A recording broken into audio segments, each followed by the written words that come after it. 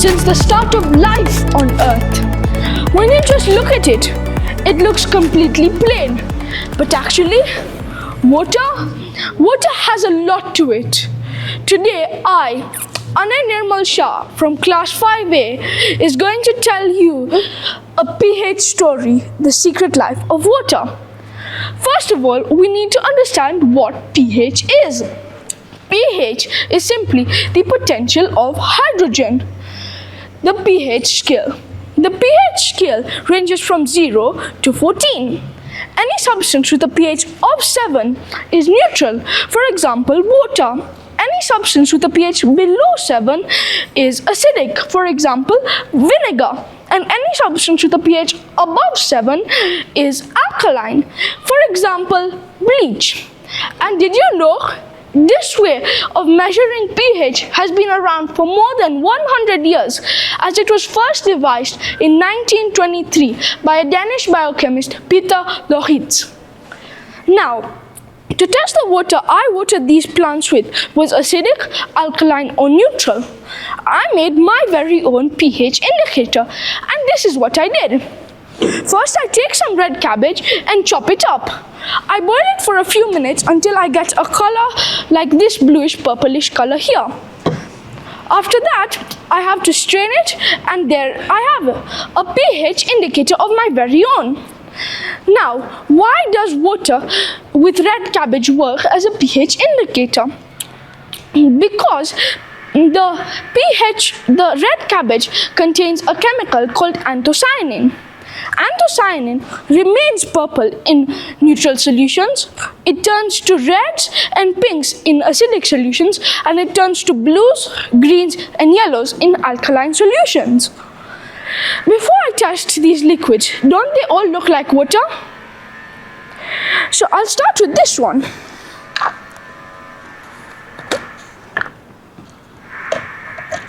When I put the indicator in, it remains the same color. This shows it is neutral.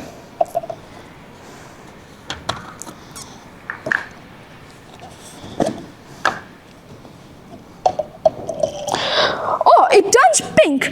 This shows it is acidic.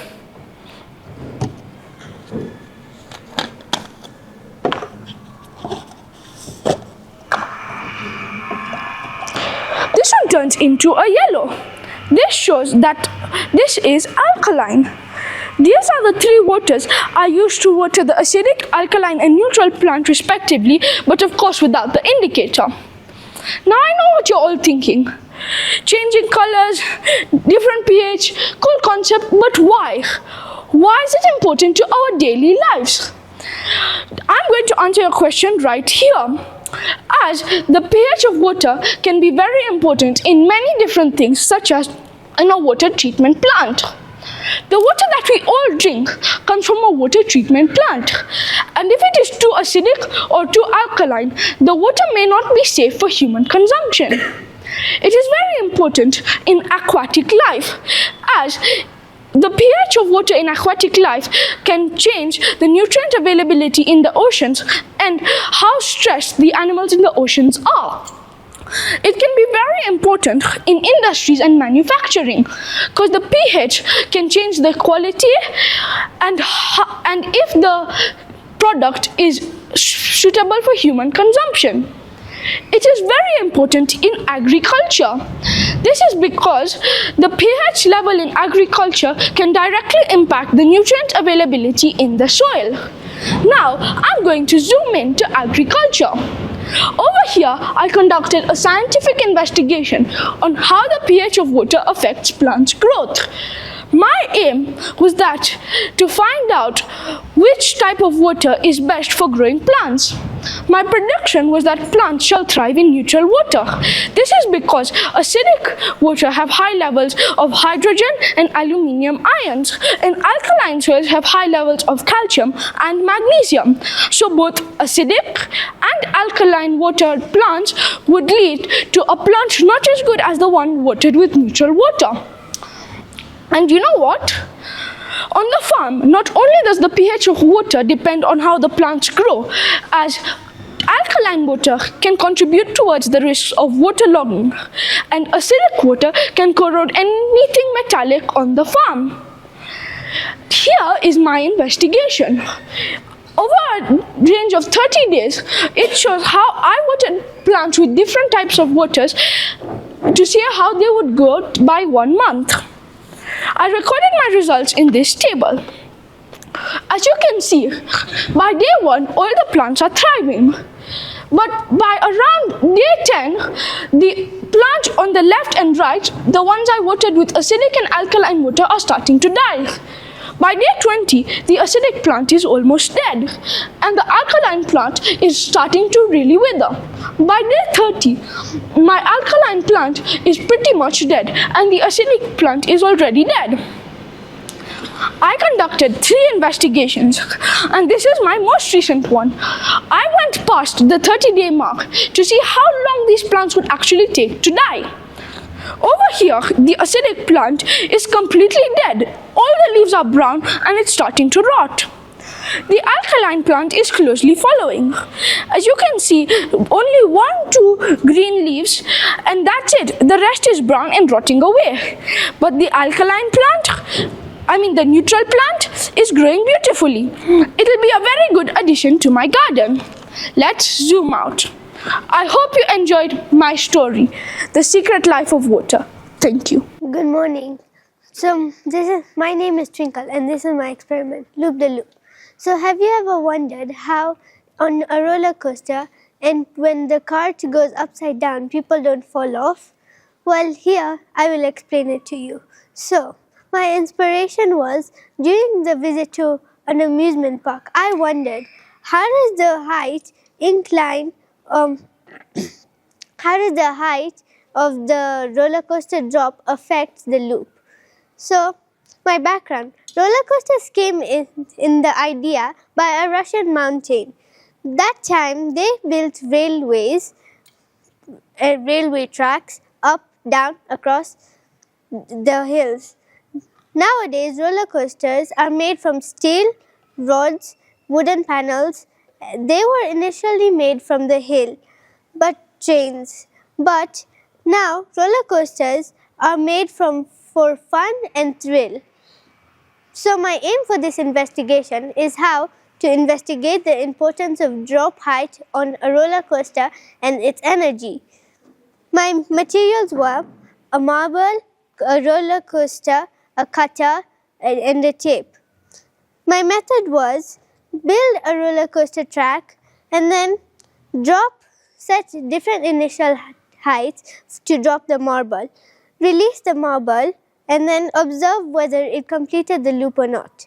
So, my independent variables: initial drop height, dependent variable, whether the marble complete the loop or not, control variable, the same marble and the same person dropping the marble. Prediction: the higher the initial drop height, the marble will complete the loop. So, I'll show you how the drop height will affect. So, if I keep it at 30 centimeter,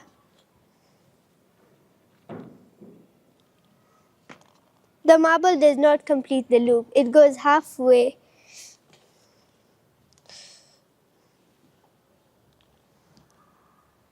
The marble goes 3/4 of the loop.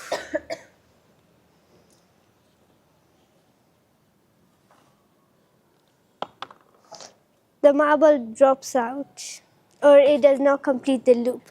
But the highest length, the marble completes the loop. So, in my conclusion, from the above experiment, I concluded height matters a lot in roller coasters. And here's an example of a roller coaster. In roller coasters, the energy also is really important. Like, from going up the hill, potential energy is getting stored, and while coming down, kinetic energy and gravitational energy is being used. Thank you. Hello judges, my name is Krish Bhavsar and today my title is about vanishing crops, vanishing pollinators, a call for action. Have you ever wondered how our ancestors lived? Well, their survival was deeply connected with nature. A few of us are lucky to experience the magic of growing our own food, but majority don't even have space or time to reflect from where our food comes from. Nature to concrete. What are we losing? When you walk from 1st to 6th Parklands, have you noticed something? Yes, the high-rise buildings reaching up to 15 to 18 floors. Those are a lot of floors for a building. Let's say a floor has 4 families of 6. Then a block might just have 60 families of 6. And those are a lot of people stuffed into a block. Some people think cities mean progress, but it all comes with a hidden cost, like fewer green spaces or parks. Fewer green spaces like parks, less pollinators around the area, and no or very little native crops growing around the area. We don't even think about the humble vegetables transformation from seed to plant and the ecosystem that supports it. The disappearance of pollinators.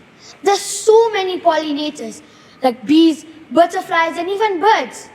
Did you know bees help 80% of our plants reproduce through pollination?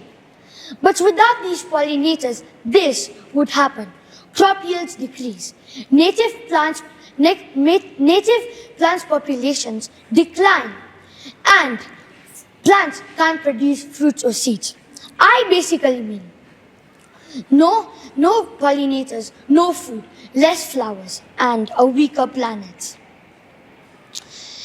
Let's dive deeper. These bees of the pollinators help our indigenous crops reproduce through pollination. These indigenous crops grow in our local soil, local climate, local rain, and local weather. But we don't even know about these crops. These crops are not just food. They're used for culture, medicine, and tradition. In today's world, we only focus on 3 main crops, which are rice, corn, and wheat. Our ancestors had a much wider variety of food. And that's why they're not malnourished, because their diets were full of vitamins and minerals. If you meet my grandmother, she's almost 80 years old.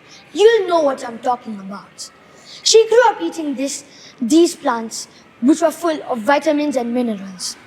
Now, let me tell you the benefits of these indigenous crops. Number 1, they're natural antioxidants, and they're rich in iron, calcium, and magnesium.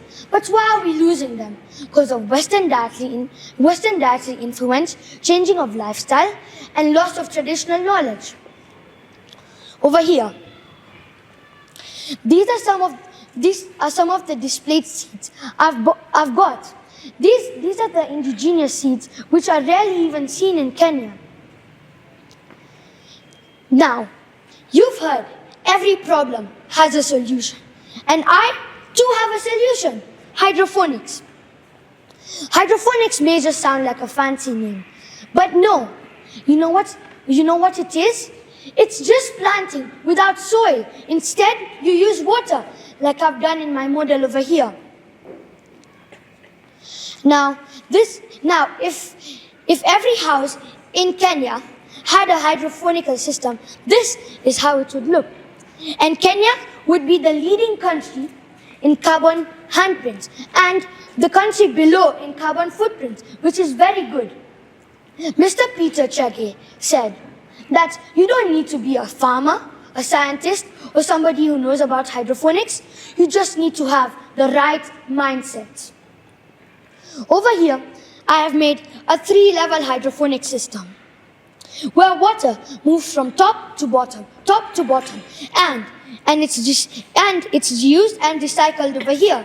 which is even good for our environment, not putting a lot of water in our plants. And it flows through all of these levels to make sure all the plants are healthy. And over here, I have a replica of a fish pond where these vitamins and these vitamins from the fishes go and help the plants grow better. The fishes, whatever they produce outside is helping the plants grow better and better, just like how manure helps plants. And the water is even saved over here, making a replica of a fish pond. And this is how it works.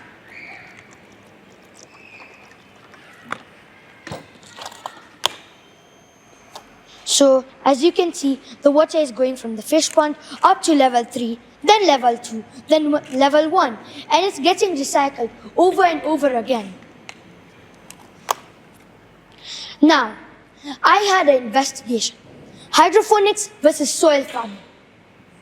My purpose of the investigation was to test how the effect of hydroponics is a method of growing plants without soil, and it's compared to traditional farming.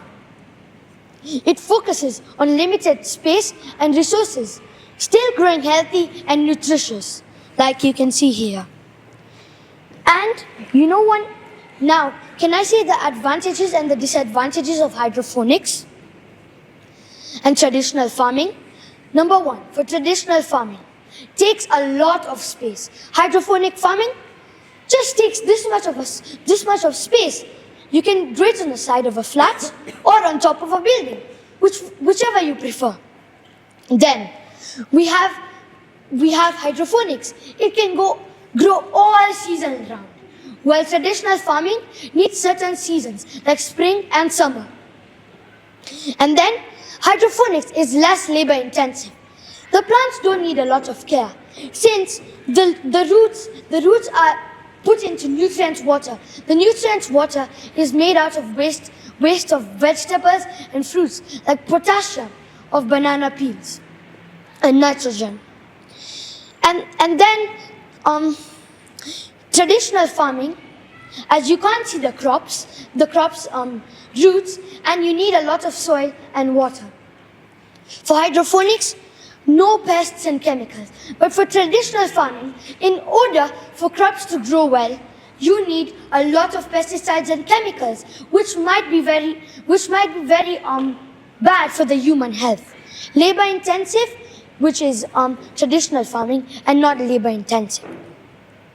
Then my prediction for this investigation was, I predict plants grown in hydroponic system will grow faster and look healthier than those in soil. And why I said this is because these roots have constant supply of vitamins and nutrients, all they need to grow green and healthy. And they don't need a lot of supply of water, while soil needs a lot of supply of water.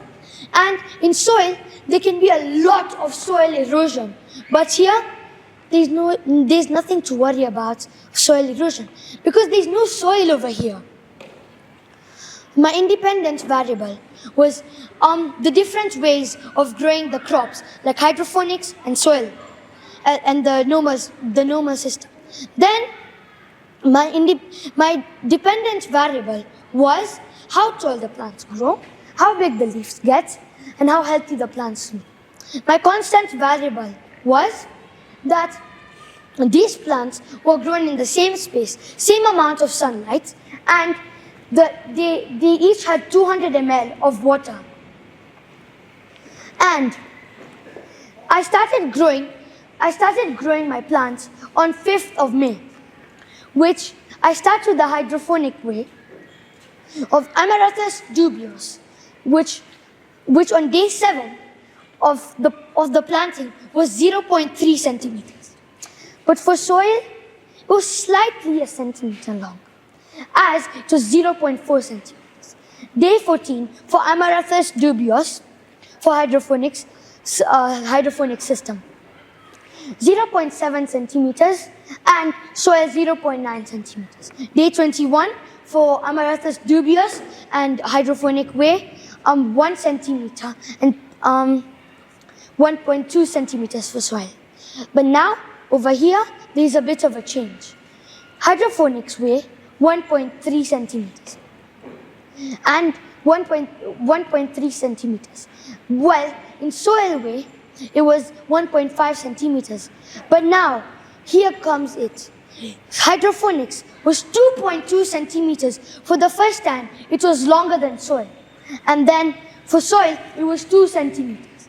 Then on day 21, it was 3 centimeters for hydroponics and 2.3 centimeters for soil. Now, saga or spider plants. Spider plants in hydroponics was 1.5 centimeters. While in soil, it was 1 centimeter. Then, on day 14, it did stay the same. Yet stayed the same, 1.5, and soil yet stayed the same. Then on day 21, it was 5 centimeters, just like terra, right? And 3 centimeters for soil. Then we have Ethiopian kale. For hydroponics, for day 7, it was 1.5 centimeters. And even for soil, this time, bad luck, 2.5 centimeters. Then for Ethiopian kale, the next day, after the next 7 days, which was the 14th day, was 1.5. And day 21, it was 3.5. For soil, it was 2.5, 2.5, and 5.5. Cow juice mallow or Miranda. Hydroponics, day 7, 2 centimeters. Soil, 1 centimeter. Hydroponics for after the next 7 days was 2 centimeters. And for soil, it yet stayed 1 centimeter. Then we have 3 centimeters for the hydroponic system and 4.5 centimeters from render. The best fit for soil was Ethiopian kale, and the best fit for hydroponics was render. So I mean that not all crops can grow in hydroponical system, but the hydroponical system, in my preferable option, is very good, and plants even have the nutrients they need all day long. While for soil, plants take up the nutrients until the next day. And then my key findings were hydroponics needed less water compared to soil, which is a very good advantage. You save more water. Then for the roots of hydroponics, they were visible, but for soil, they weren't visible.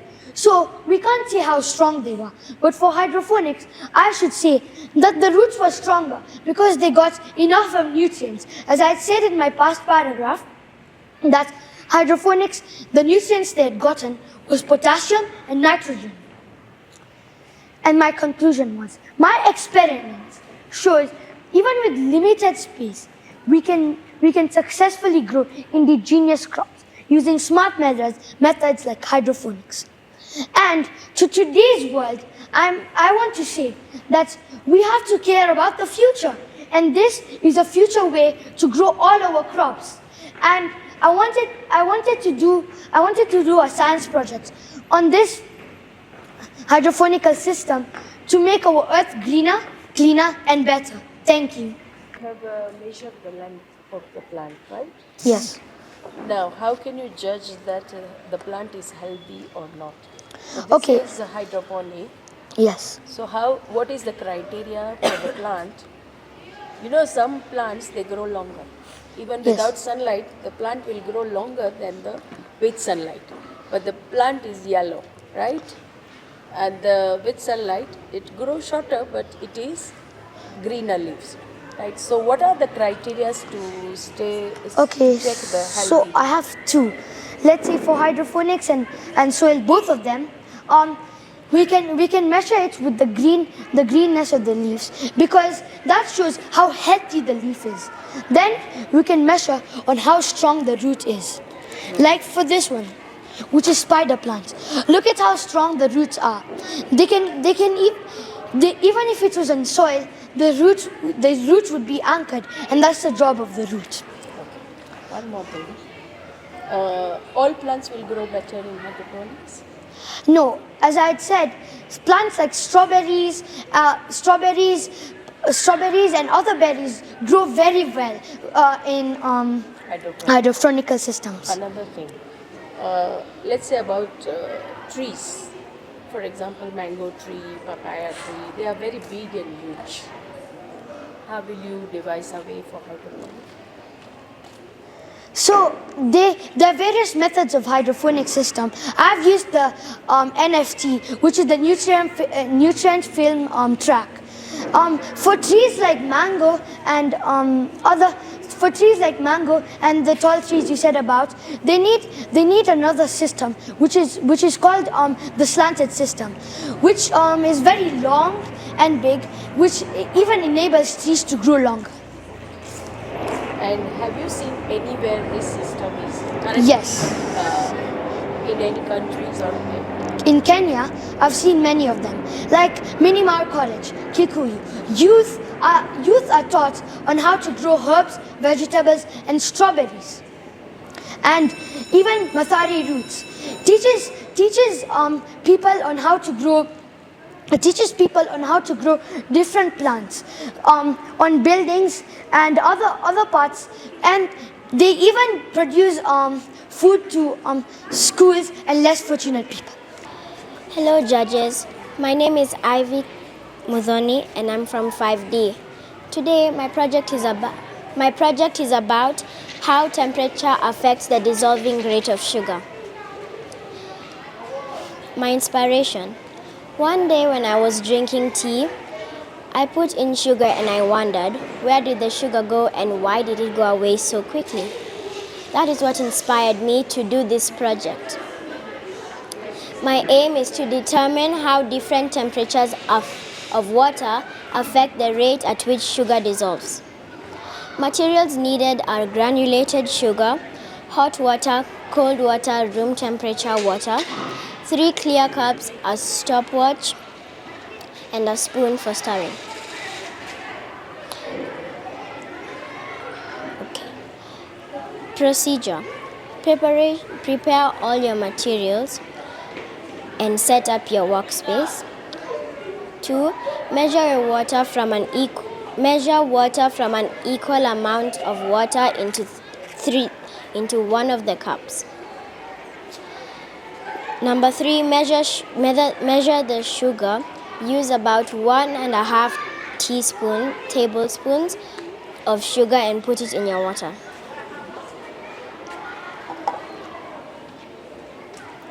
Here, I will start with cold water to show you how sugar dissolves in cold water. As you can see, after 15 seconds, the water is showing very slow dissolving.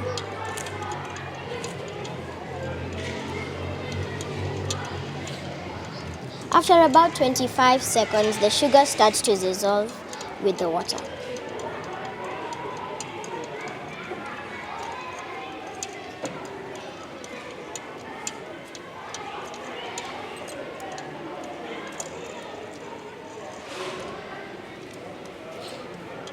It has taken about 44 seconds for sugar to dissolve in cold water.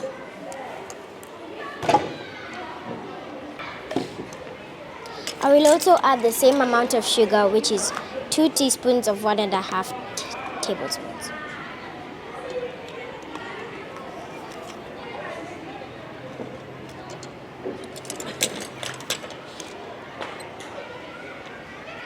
And I will now start stirring. The stopwatch, I reset it to 0 and I'll start.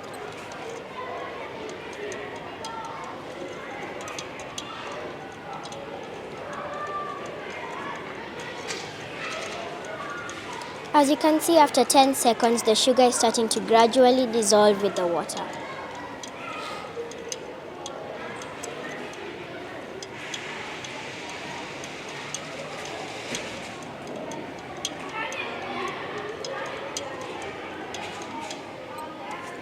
And now, with 28 seconds, the room temperature and the sugar have dissolved. Good morning, judges. My name is Naksh Bansal. I'm from class 5E, and today I'll be talking about the magic behind bath bombs. My inspiration was when I was young, and like even I'm still young, I'm always fascinated by the bath bombs because of the bubbling and fizzing. My curiosity led me to thinking how could I change the bubbling and fizzing, and how could the ingredients change, until I found out it wasn't magic. It was an irreversible acid-base reaction of sodium bicarbonate and citric acid. When they were both mixed in water, they created carbon dioxide gas. The gas is what leads to the bubbling and fizzing of the bath bomb. The reaction is citric acid plus sodium bicarbonate plus water equals carbon dioxide and other salts. My aim is, will the amount of citric acid influence on the bubbling and fizzing and the dissolving of the bath bomb? My independent variable is different amount of citric acid in each bath bomb. My control variable is same bowls, same amount of water in each bowl, same temperature of bowl and same temperature of water and same weight of the bath bomb. My hypothesis for bath bomb 1 that had no citric acid was it will not fizz or bubble because there is no citric acid, and the sodium bicarbonate will not have anything for it to bubble with. So instead it will just dissolve and it'll lie down and start breaking down.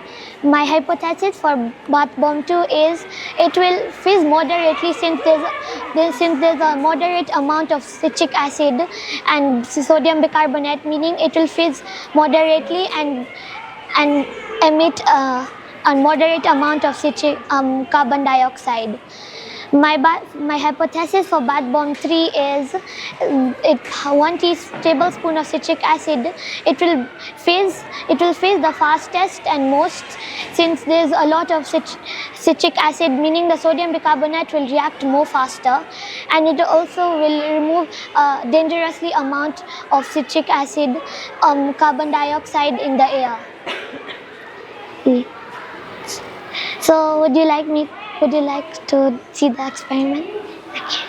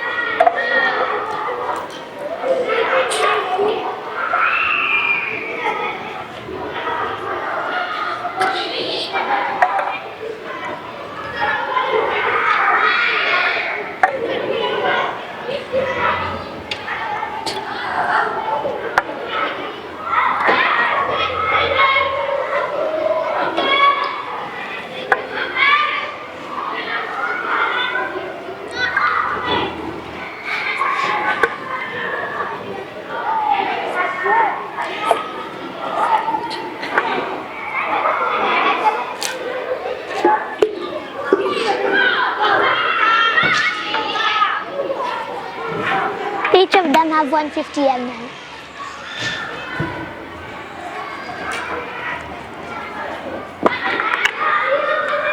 Here's my bath bomb 1, no citric acid, and I think it will not fizz at all, and it will break easily.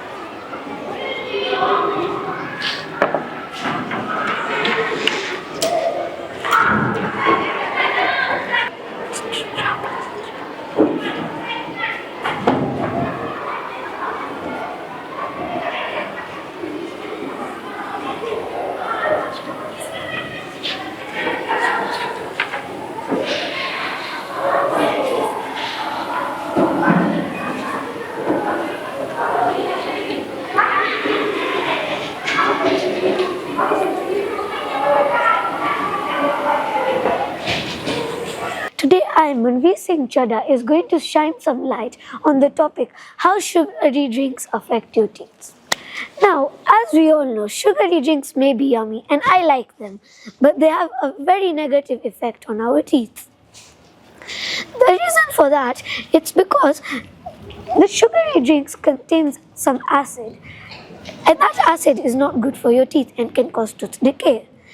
It can also be caused by the pH of your mouth.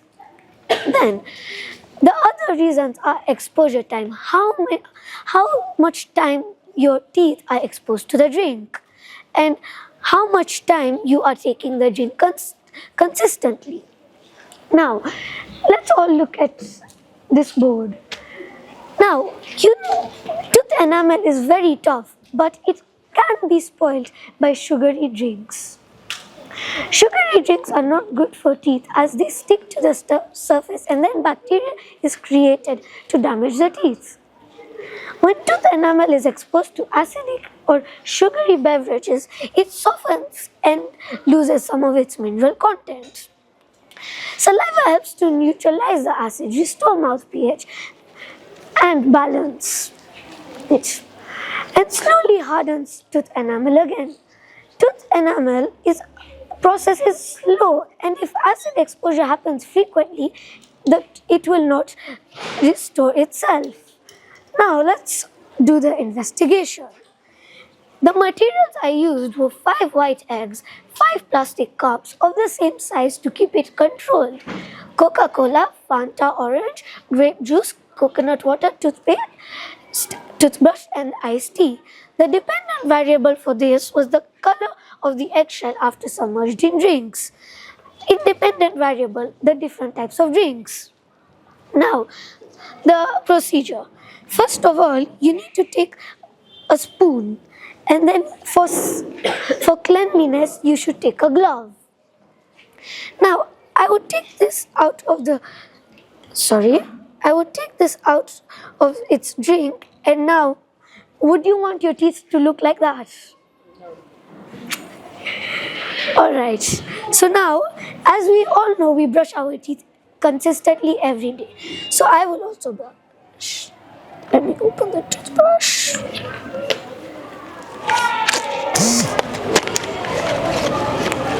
And this is my toothbrush.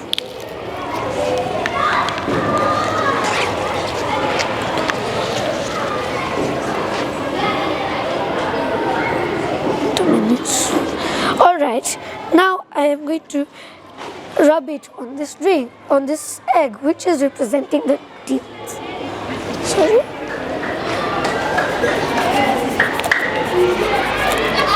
Oh no, it broke. And now I will take a wipe to clean it off.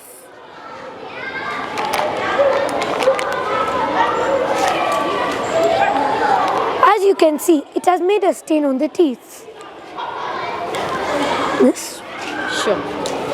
And it has also affected the insides. Now, let's go to coconut water. Coconut water is the best because in 250 ml, it only has 5 grams of sugar. And that too, it is natural sugar. So, the spoon, let me just take this and clean it. And then the coconut water. Can you see much difference in it? Could you see much difference in it? Yes, I can. But it can also be fixed because of it can also be better because when you brush your teeth get cleaner. I would like to put some toothbrush. And now look, I'm going to, oh no.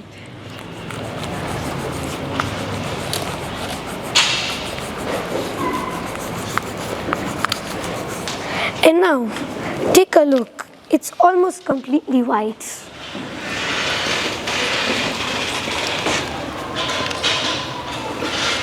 But it can also cause tooth decay, which means some of the teeth can decay, it can vanish. Now I shall clean the spoon. And now let's go to Coca-Cola, which I believe it's the worst.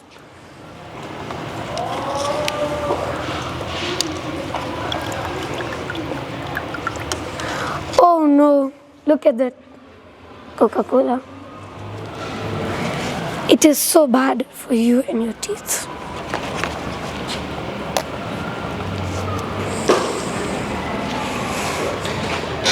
I will do it.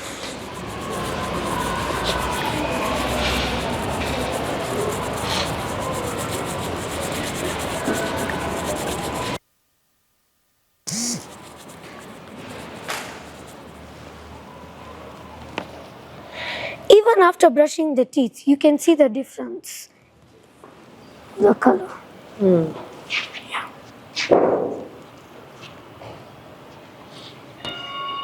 I'll just keep it back in there. Next is grape juice, which is also really bad. Let's take the egg out. And now, after 48 hours of drinking grape juice, these are your teeth. Would you like to have teeth like this? No. Alright, let me just clean it. Toothpaste. And now let me rub.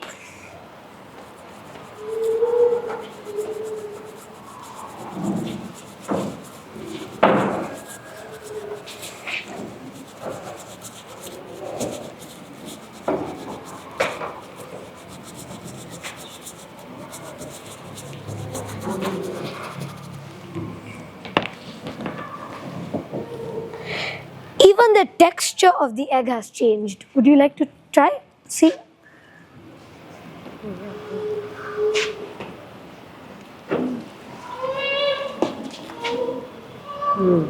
It's changed, right? Just put it back.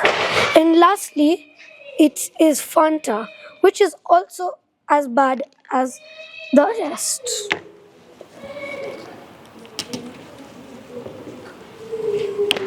Now, 48 hours of drinking Fanta gives you teeth like this. This is the price you have to pay. Or should I say your teeth have to pay. Let me apply some toothpaste.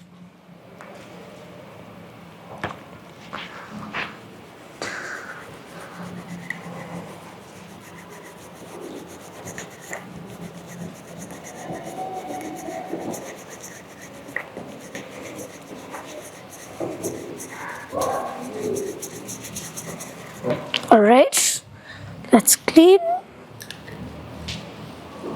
Look, the color has changed. And that was my last drink. Now, I would just like to tell you the sugar levels of this drink in 250 ml that I have measured. In the iced tea or passion iced tea, there was 7.05 grams of sugar. In the Fanta, it was really high, 24.5 grams in just 250 ml. Then it is coconut water, which is the best. It has 5 grams of sugar, and that's too natural sugar. Then there's Coca-Cola, 27 grams of sugar, which is the worst. And now lastly, it is grape juice, which has 22 grams of sugar in 250 ml. Now, to further prove this point, I would like to show you the acidic levels in this teeth using this universal indicator paper which I have brought. Let me remove my gloves. A minute.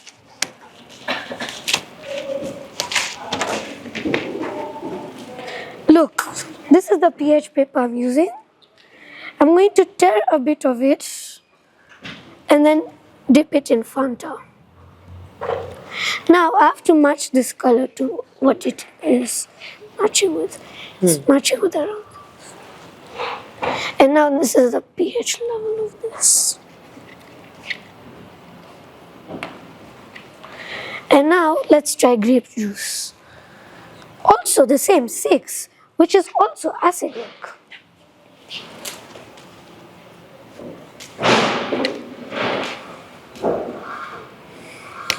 Coca-Cola, which has the most sugar in it.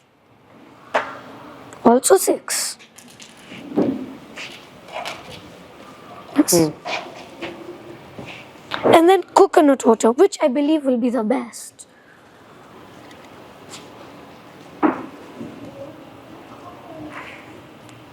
The color has stayed the same and it looks like 7, which means neutral. And then lastly, iced tea.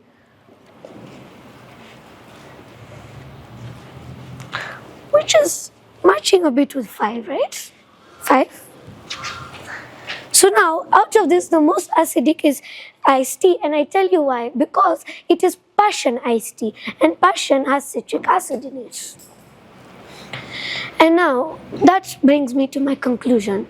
Coconut water has no effect on the eggshell over the course of the experiment. Soft drinks and juices all cause damage to the eggshell. These substances can erode teeth and enamel, leading to potential damage and decay.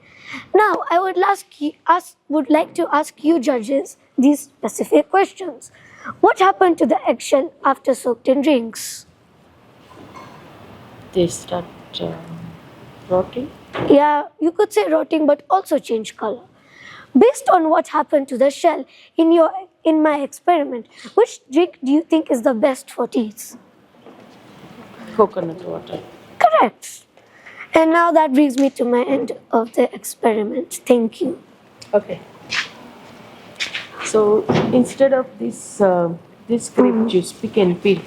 All right. If we have used a natural grape juice, will it affect and how can it affect? Natural. Let's say I have squeezed grapes and made a juice. Okay, so natural grape juice would be better because it has natural sugars in it, which is better than artificial sugars, which this grape juice has. So even instead of coconut water, we can also use natural fruit juices, or even you can eat the fruit.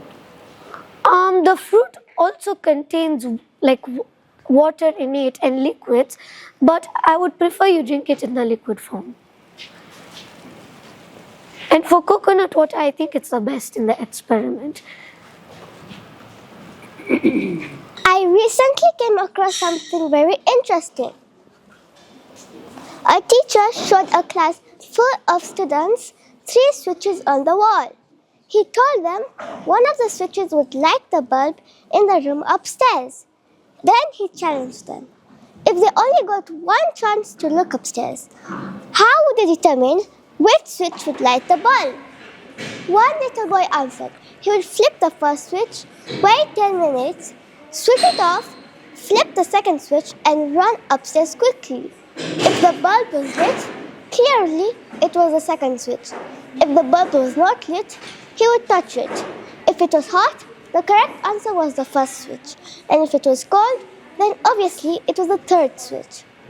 As you can see, the boy cleverly used the concept of energy transfers to answer this tricky question.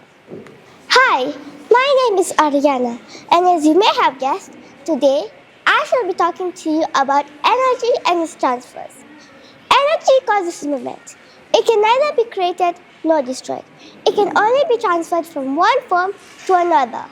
The vibration on our vocal cords produces sound energy. When there's movement in the Earth's crust, the energy is transferred into waves which travel to the Earth's surface as an earthquake. Nuclear fusion in the sun produces solar energy.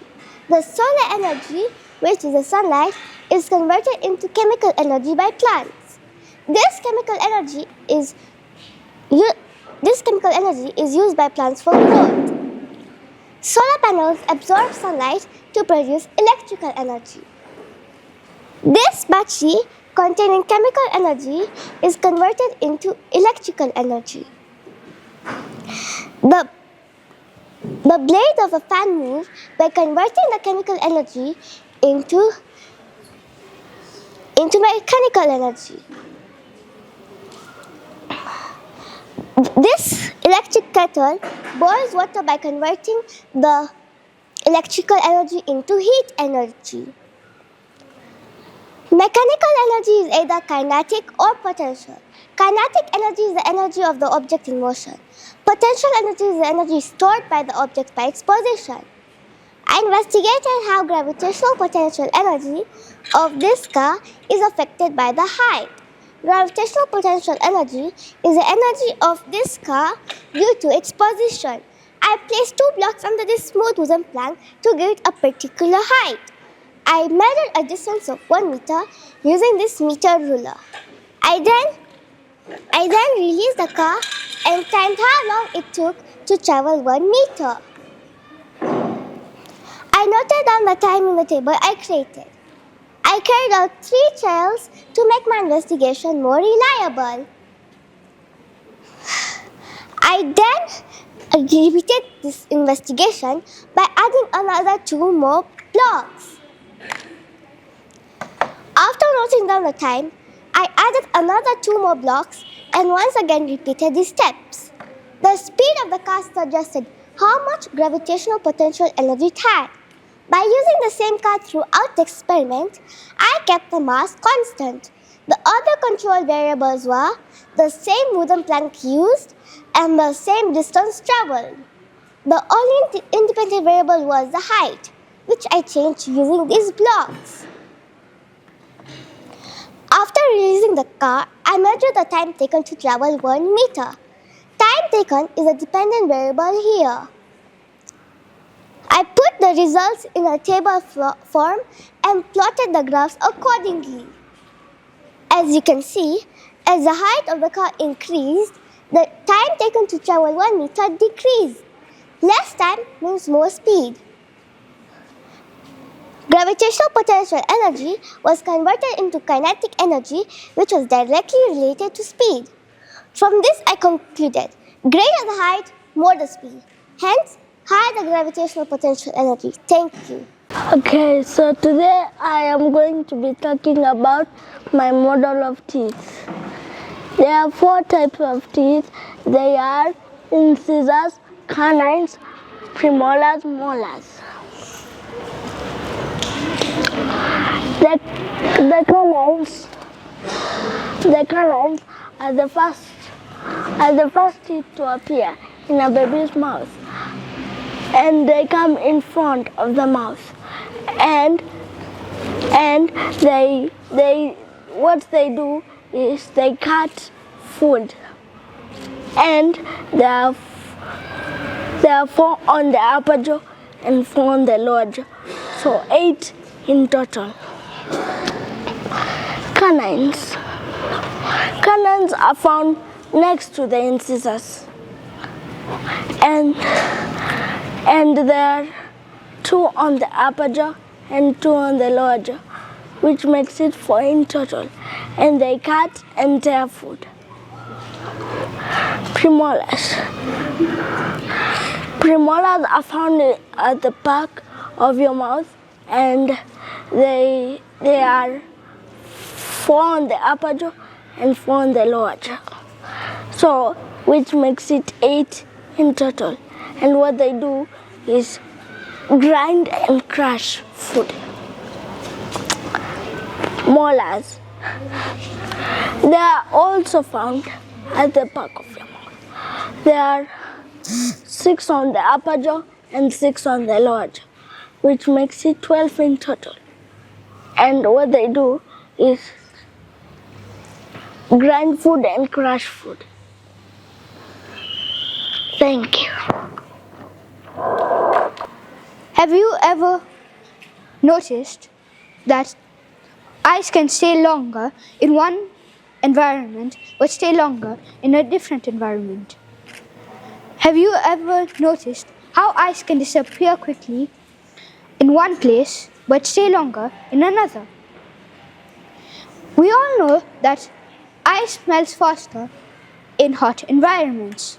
But in this experiment, I will see how different substances affect the way at which ice melts.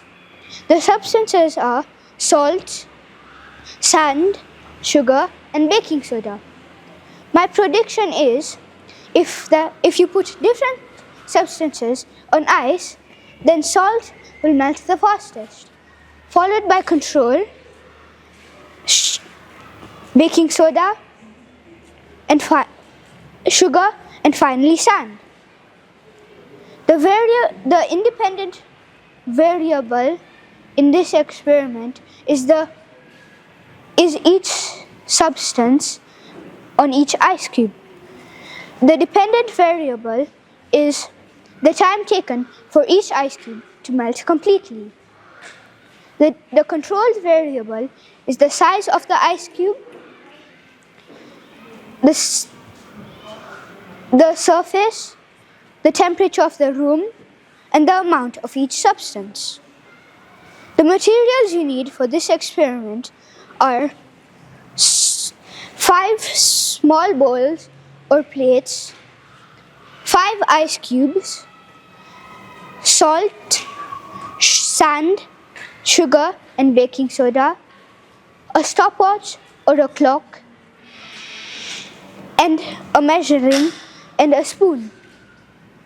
The procedure you need to do this experiment is you put each ice cube in each of the containers.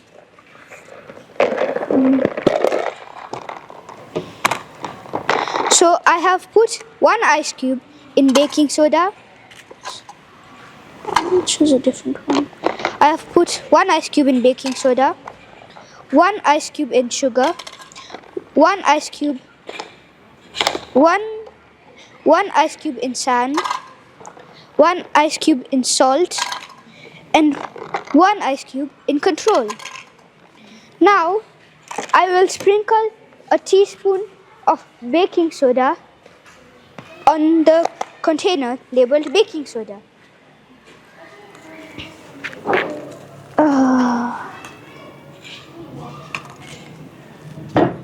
Sugar.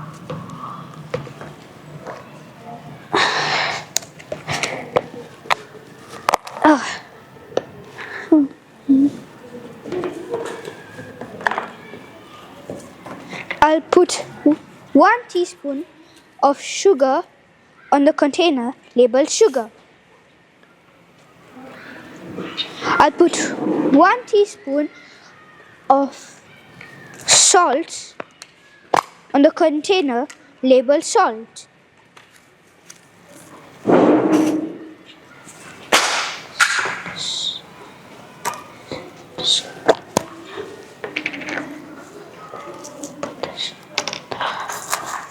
One teaspoon of sand on the container labeled sand. Watch and observe which one melts the fastest. And then next is explanation. The salt and sugar mix with the ice and lowers the melting point, which helps it melt faster, even if it's cold.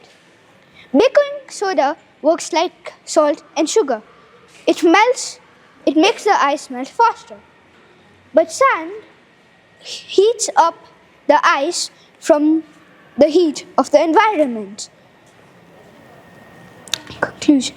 The results of this experiment is that salt will melt the fastest, followed by sand, then baking soda, sugar, and finally control. Conclusion. Now, the results show that salt was the first to melt, followed by sand, then baking soda, sugar, and control.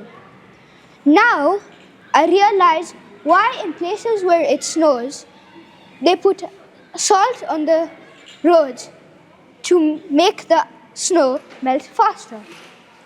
Heat absorption by color. So what inspired me to do this science investigation?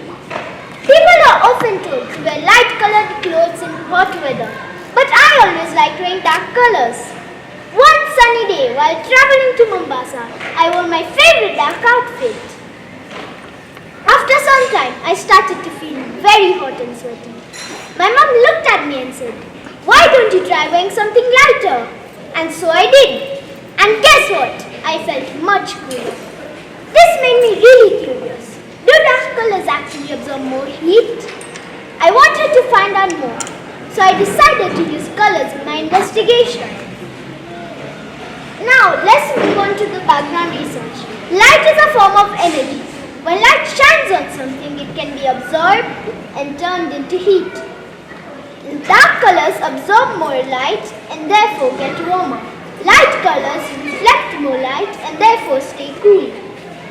Aim: to investigate which color absorbs more heat from light and melts fastest. Materials: as you can see over here, I have used oil pastels, a ruler, a stopwatch, a canvas sheet, and a heater or a halogen light. My prediction: I predict that darker colored oil pastels will melt faster because they absorb more heat. Method: first I unwrapped a few crayons. Next I stuck them onto the canvas board. Then I placed the canvas board on a stand. Next I placed it in front of a room heater. And then I recorded my results in two perspectives. 1.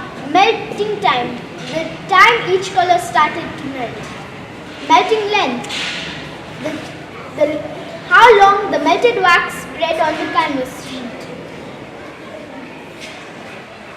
And then, now let's move on to the variables. For my control variables, I've used the same type and brand of crayons, the same date, time and place, the same distance from the light source, which was 15 inches, and then the same amount of heat for the same number of time. And next, my independent variable was the shades of each color was different. The dependent variable was how long each color took to melt and how far the melted wax spreads on the canvas sheet. Analysis of results.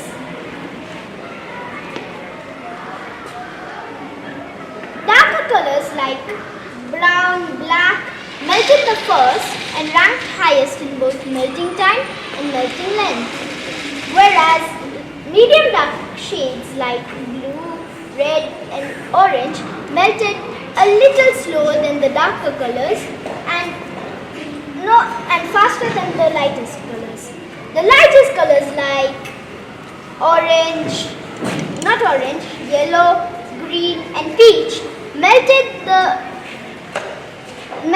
lowest, and then white, which didn't melt at all, as you can see over here. Next, what was my conclusion? My conclusion was the results of my experiment supported the hypothesis. Amongst all the colors tested, the darker colors like brown, black melted the first and ranked highest in both melting time and melting length, whereas the lighter colors ranked lowest in melting length and melting time. Reliability. To make my test reliable, I repeated it 9 times. And did you guys notice the numbers on the t-shirts? You might be thinking they are numbers for your favorite football or cricket players. But no, they are the rankings for the tables. This brown was number 1, black was number 2, then orange was number 3, blue was number 4, red ranked number 5, yellow ranked number 6, peach was number 7, green was number 8, and white was number 9. Thank you. I hope you liked my experiment. Good afternoon, judges. My name is Arnav Sujal Desai and I'm from class 4E. Today, I'm going to present about how does oil spill affect plant growth. This is my inspiration. One day, I was playing cricket in my garden and then I saw some kids putting oil in a plant. So I wondered what would happen. So that's why I'm doing this investigation. Hyposensitives. Soil is contaminated by oil, plant growth. It will be negatively affected because the oil interferes with the uptake of water and nutrients. Background research. Oil spill releases releases petroleum hydrocarbon into the environment, which can cause contaminate soil, water. These substances are toxic to many effects of the ability plants to absorb water and nutrients. PIRA research shows that the oil can alter soil structure, reduce oxygen availability and underseed germination and root development. Prediction: 0% will grow by more leaves count, and 5% control will not grow by less leaf count. So this is the method which I used in my investigation. Prepare 4 plant pots with equivalent amounts of soil. Add increasing contractions of the soil in different pots by volume. Plant the same number and type of seeds in each pot. Water the plants with the same amount of water daily and keep them. Observe and measure plant growth over a short period. Record data such as germination rate, height number, or leaves, signs of plant stress or death. These are the materials which I used in my investigation. Seeds or radish seeds, standard potting soil, use Motrex oil or curd oil, plant pots or containers, ruler or measuring tape, and water. As you can see here, 0% of oil control got 15%, average height rate was 15.2%, 95 leaf count was 96, and germination rate was 95. As you can see, in 1%, average height of 5 centimeters was 12.8 centimeters, average leaf count was 5, and there was an 80% chance of germination rate. At 3%, it was 8.5 average height centimeters, average leaf count was 3, and there was a 50% of chance germination rate. At 5%, average height was 4.1, leaf count was 1, and there was a 20 chance of germination rate. These are my variables that I used. Independent variable: the presence of concentration of the oil in the soil. Dependent variable: plant growth measured by height, number of leaves, and overall health. Control variable: the type of plant, amount of water, sunlight, soil type, container size, and temperature. Conclusion: the data supports hypotheses that oil spill negatively affect plant growth as the reduced germination, stuttered growth, and fewer leaves. This suggests that soil contamination is difficult for the plants to obtain the water and duties they need, likely to due toxicity and soil distribution. Thank you. Any questions?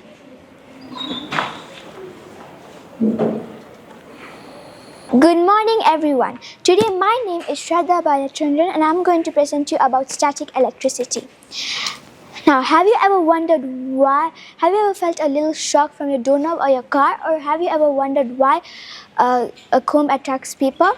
Well, it's not magic. It's static electricity in action.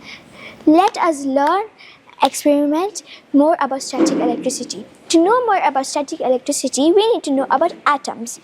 What are atoms? Atoms are the smallest unit of matter. There are 3 types of particles in atoms: protons, neutrons, and electrons. Protons are positively charged, while neutrons are neutral and electrons are negatively charged. This is how a neutral atom looks. This is called a nucleus. The neutrons and the protons are in the middle, while the electrons are orbiting around them. Now let's look at charges. What are charges?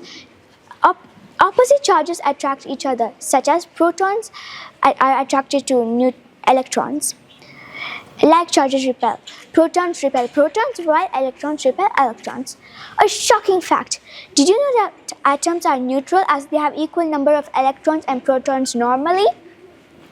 Now, the aim of my investigation is to know how static electricity is created.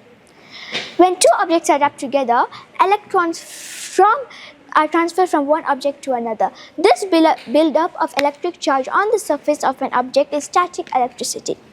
Rubbing a plastic pipe with wool. When you are rubbing a plastic pipe with wool, electrons from the wool are transferred to the plastic pipe, making the plastic pipe negatively charged and the wool positively charged.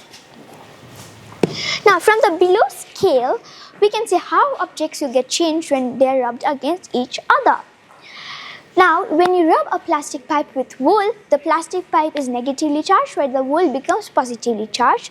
If you rub a plastic bag with hair, the hair is positively charged while the plastic bag is negatively charged. Let's do some interesting experiments. Experiment 1. The materials we need is a plastic pipe, a plastic cup, some tissue paper balls. Now, why do we use tissue paper balls instead of paper balls? Well, we use tissue paper because it's way lighter than paper balls and it'll work better. Now, here are the steps. Rub the plastic pipe with wool and keep above the plastic cup. The pipe, when you're rubbing the plastic pipe, the pipe becomes negative, the paper becomes positive. What do? They attract because they are opposite sides. Experiment 2. The things we need is a plastic pipe, a copper wire, glass bottle and a tissue paper. Rub the plastic pipe with wool and keep near copper wire. What happens? Well, the tissue paper repel. Why does it happen? When you keep the plastic pipe near the copper wire, the electrons from the plastic pipe are transferred through the copper wire to the tissue paper, making the tissue paper repel. The plastic pipe is negative, the tissue paper is negative. What do? They repel. Experiment 3. The things we need is a plastic pipe, a plastic sheet, and your hand. Now, rub the plastic pipe with wool and rub the pipe and sheet with wool. So when you rub the sheet, you have to rub it until the sheet repel each other. Now what happens? The plastic pipe is negative, your hand is positive, and the plastic sheet is negative. What do? Well, it's a question mark because the plastic pipe and plastic sheet repel each other while the plastic pipe and hand are attracted to each other. So yeah. Now, did you know that lightning is static electricity when clouds collide? Did you know your hair stands up when you slide down a bouncing castle? Here is a photo. Did you know that printer uses static electricity to print ink on paper? Thank you everyone for joining me on this wonderful project. I hope you liked it. Thank you. Any questions? What were your variables? My variables were that my control variable was that I used a plastic pipe and I used a plastic pipe and the same type of cloth for every experiment. And my independent variable were that I used a plastic sheet in one experiment and I didn't use it for the other.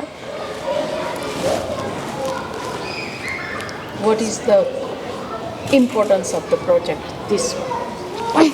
Well, the importance is that, like, let's look at an example. Printer. The importance of a printer is that you can print stuff and stick, and it will be very helpful in school projects and all. So static electricity helps for that. Static electricity helps in printing the paper. Yeah, printing ink on paper. And lightning is static electric, and lightning doesn't help because when things strike, it gets ruined. But it's formed by static electricity. My name is Jia Shah from class 6A, and today I'm going to be presenting my science fair project. So my topic is fueling our bodies. What's really in our snacks and drinks? We're going to investigate the energy and sugar content in snacks and drinks using a calorimeter and Benedict's test. So the aim of my investigation is to compare the energy released by different healthy and unhealthy food samples, and for the Benedict, it's to investigate the presence of reducing sugars in drink samples. My hypothesis for the calorimeter experiment is that unhealthy foods like cheese puffs and fried potato crisps will release more energy than healthy foods like rice cake and baked tortilla crisps. For my Benedict's test is that sugary drinks will test positive in Benedict's test and show higher levels of reducing sugars. So now we're going to start with our calorimeter experiment. So here we have a metal can, a lid that's been cut in the shape of the conical flask so that the conical flask can fit through, and we have thermometer with a rubber cork attached to it. So we attach.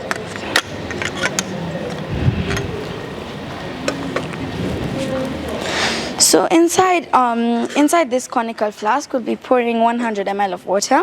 So I've pre-measured these into bottles.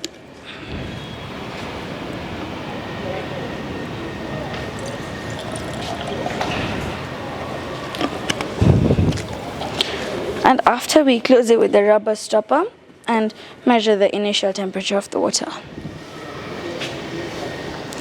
So the initial temperature is 22.6 degrees Celsius. So we'll record that.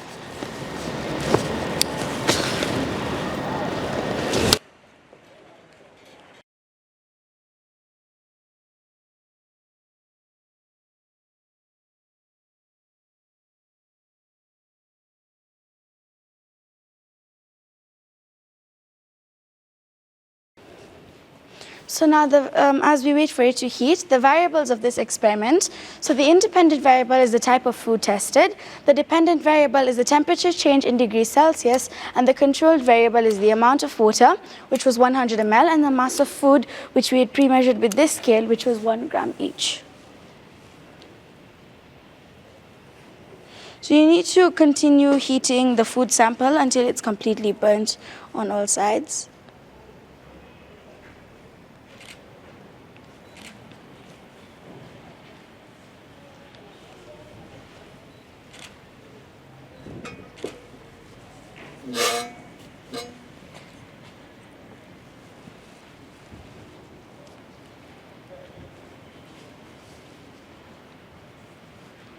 So you can have a look at my write-up or you can ask questions.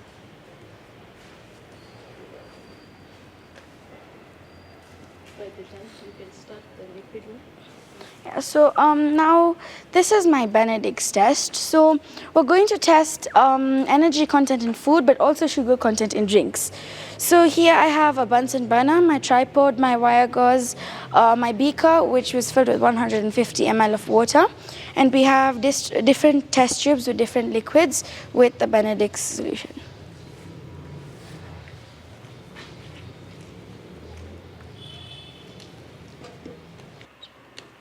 We get 5,000 joules. So now from our results, you can see that the energy released by the cheese puff was 8,000 joules and the energy released by the rice cake was 5,000 joules. This shows that the rice cake is a healthier option compared to a cheese puff. So the cheese puff caught fire quickly and burned with a large steady flame. Water temperature increased significantly, indicating high energy content, likely due to high fat and oil content.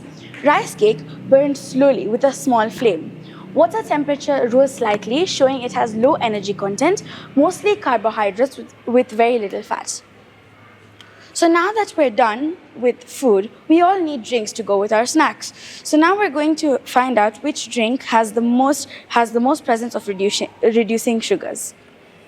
So here I have fresh orange juice, which would be poured into test tube 3. I have pre-measured 5 ml of each liquid in these containers. And we'll quickly wash the funnel. And then we'll have processed orange juice, which would be in number 4.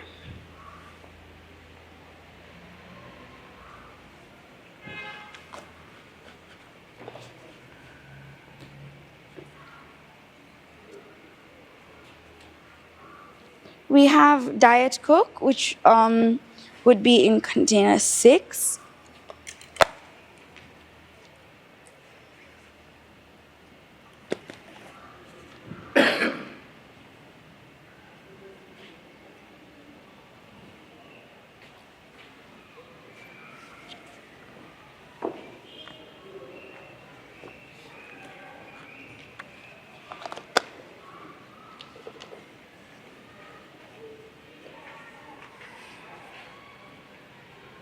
We have regular Coke, which will be in container 5.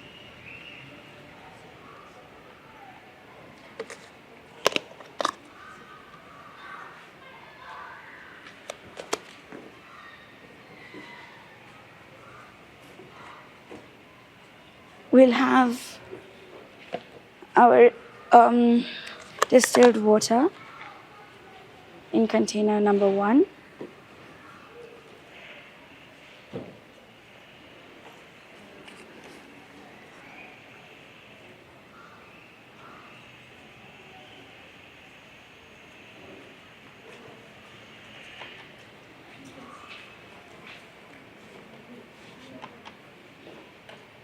And finally, we'll have our Sprites in container 2.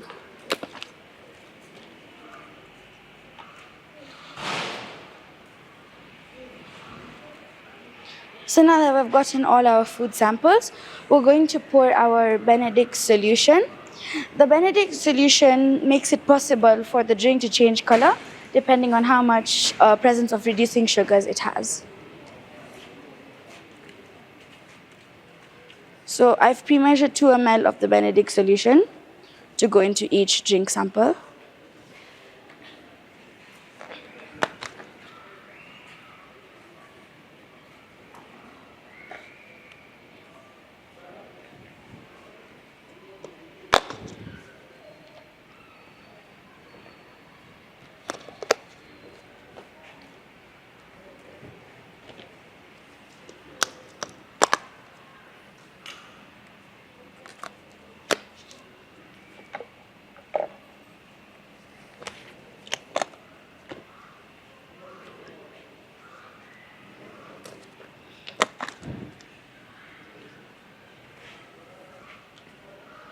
So now that we've put equal amounts of Benedict solution into each test tubes, we're going to on our Bunsen burner and we're going to let the water heat for a little bit.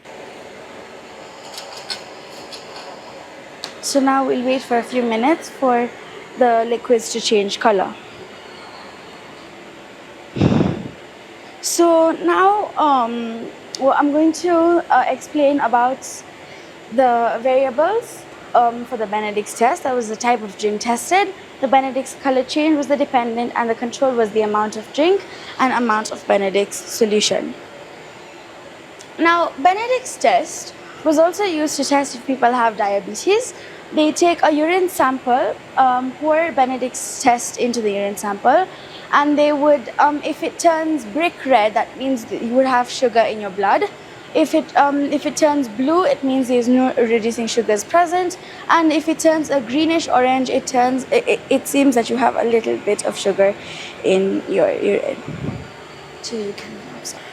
So as we wait for a few more minutes, we can discuss the conclusion for our calorimeter experiment. So the calorimeter test showed that foods with higher fat content release more energy when burned. This supports the idea that unhealthy oily snacks contain more stored energy than lighter, healthier alternatives.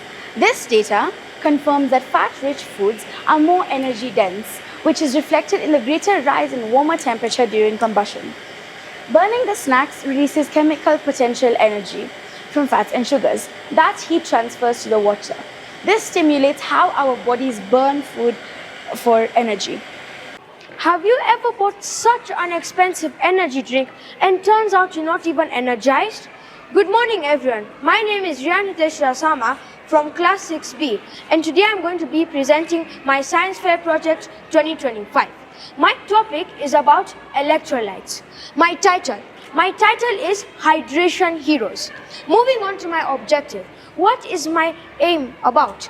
It is to investigate which type of liquid contains the most electrolytes. Moving on to my hypothesis. I predict that sports drinks will contain the most electrolytes. Moving on to my inspiration. Being a sportsman, I'm always looking for the best hydration drinks out there. So this inspired me to investigate which type of liquids contain the most electrolytes. Moving on to my background information. Electrolytes are particles with a positive and or negative electrical charge. They are important elements that are contained within our body. The body has different electrolytes such as sodium, potassium, chloride, phosphate and bicarbonate. Functions of the electrolytes are many, such as muscle and nerve function, acid-base balance, and maintain body fluids. The body loses essential electrolytes by sweating and urinating. Loss of electrolytes can make one dehydrate, which results in cramps and exhaustion. Moving on to my variables. I'll start with my control variable. What stayed the same in my investigation? The same amount of liquid tested, which was 100 ml per liquid. 2. The same conductivity sensor. Now you may ask, what is a conductivity sensor? This is what a conductivity sensor looks like. So moving on to my results. Coconut water had the highest average of 85.1 and the lowest average was drinking water with 5.4. So moving on to my conclusion. My hypothesis was proven wrong. This project helps us break the myth that sports drinks contain the most electrolytes and energy drinks are just a gimmick by the selling market. Mother Nature gives us the best hydration drink, which is coconut water. Also note that energy drinks are rich in caffeine and that can mimic electrolyte concentration, making the value look greater. Thank you.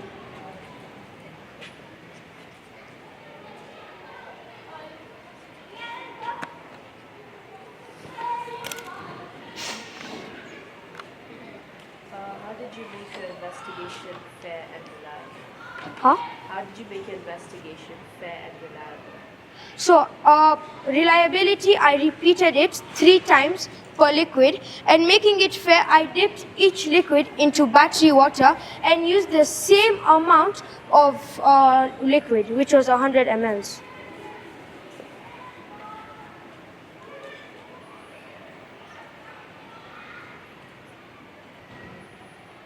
What's the importance of your project?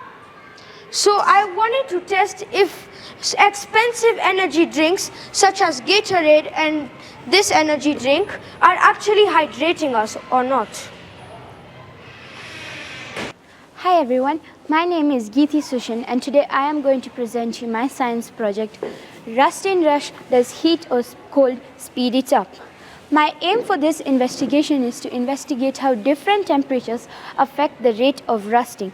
So, what is rusting? Rusting is a chemical process where ions or metals such as iron react with substances like oxygen and water, creating a new substance called hydroiron oxide, which we call rust. Rusting usually looks in a reddish, brownish and flaky color.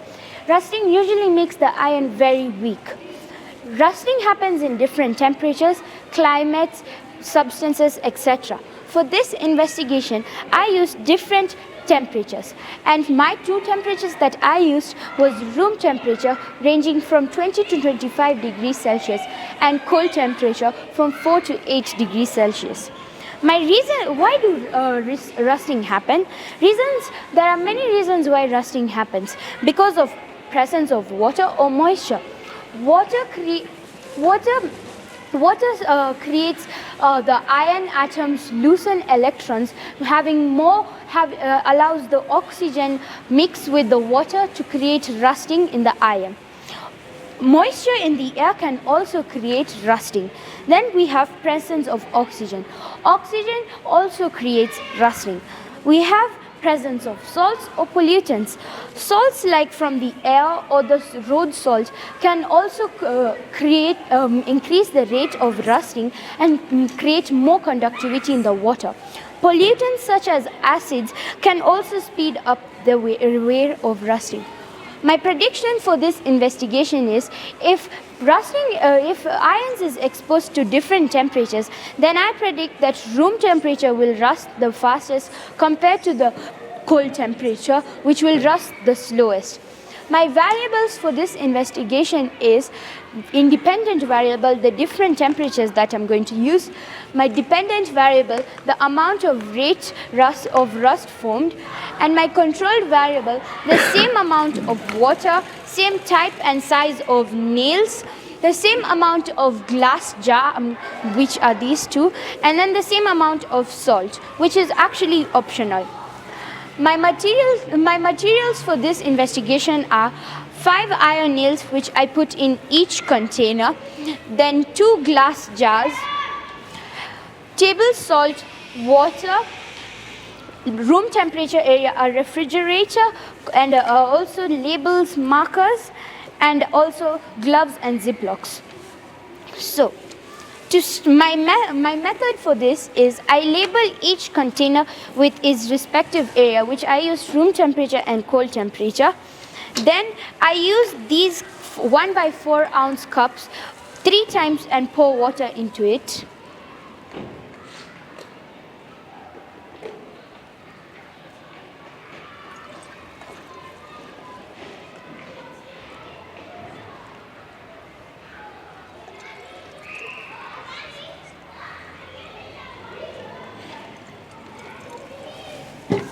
Then, since I am trying to make the rusting process faster, since I'm using a range of days from 4 to 7 days, I used salt because it increases the rate of rusting. So I used these 1 by 2 teaspoons for 2 times in each container, in each jar.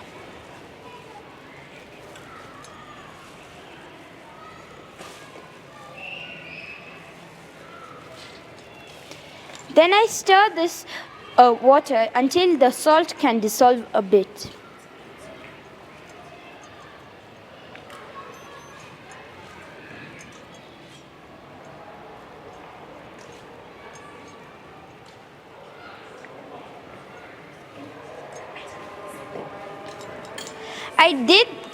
And then I observed these nails for 4 to 7 days, and I recorded the amount of rust formed using a scale of 1 to 5.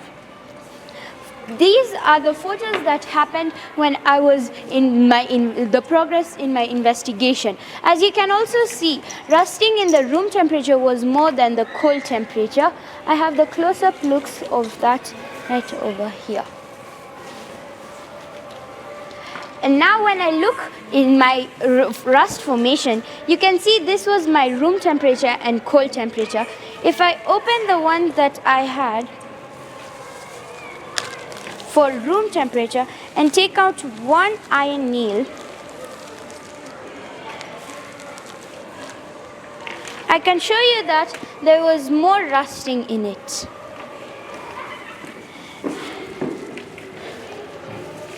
And then when I open my other one for cold temperature, compared to the warm temperature, it had less rusting.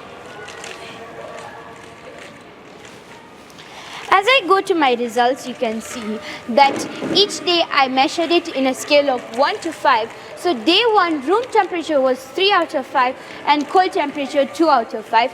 Day 2, it was room temperature was 3 out of 5 and cold temperature was 2 out of 5. I measured this for several days, and by day 7 you can see room temperature was 5 out of 5 and cold temperature was 4 out of 5. As I conclude for my investigation says, the experiment showed that different temperatures affect the rate of rusting. But when I see that room temperature led more rusting to the iron nails, because it has higher temperatures that increase that can create speed up the chemical reactions between iron, oxygen, and water. And in contrast, the colder temperatures slow down these reactions, causing to a less rust formation. My implementation of studying rusting. Rusting has taught me that it is usually we use it very carefully in different places, such as constructions and infrastructure.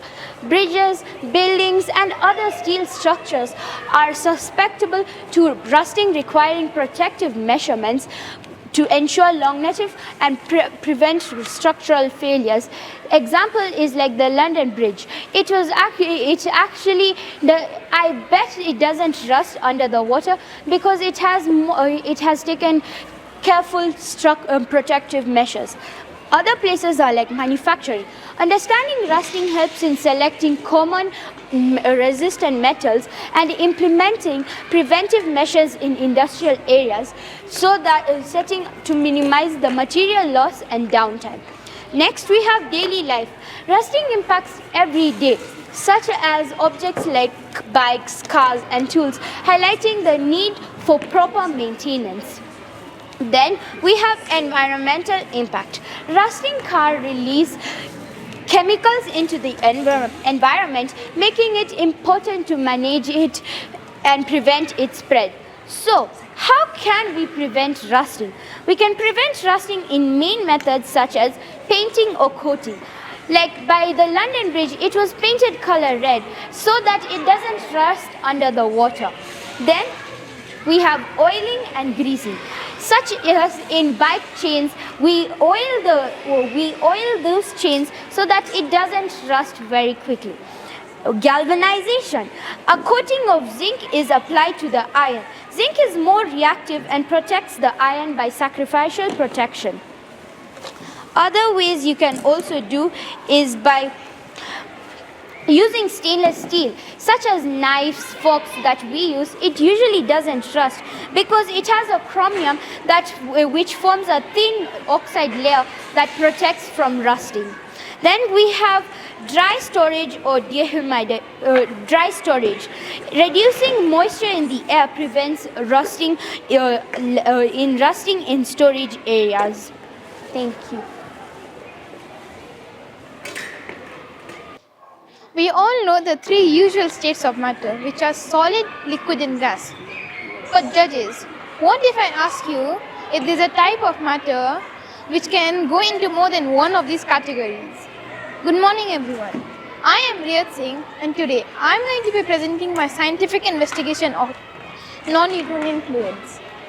What are non-Newtonian fluids, you may ask yourself? These are substances whose viscosity or thickness changes based on the amount of force applied. For example, pseudoplastic fluids like ketchup, which thins when you stir it, or dialent fluids like oobleck, which thickens under impact. The aim for my project is to find out how a non-Newtonian fluid responds to the different types of pressure, and the prediction is that the lowest amount of pressure will result in the oobleck being a liquid. The variables.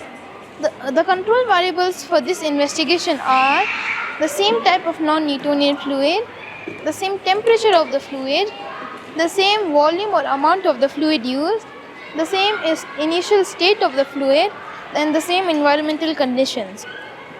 The independent variable is the types of pressure, and the dependent variable is the response of the non-Newtonian fluid. The materials. The materials I used or needed were water, gloves, spoon, a clear container in which the oobleck is going to be, food coloring, cornstarch, and a small plastic box with batteries in it as weights. For the procedure, you can read it from here or in the writer. So now let's start with the investigation.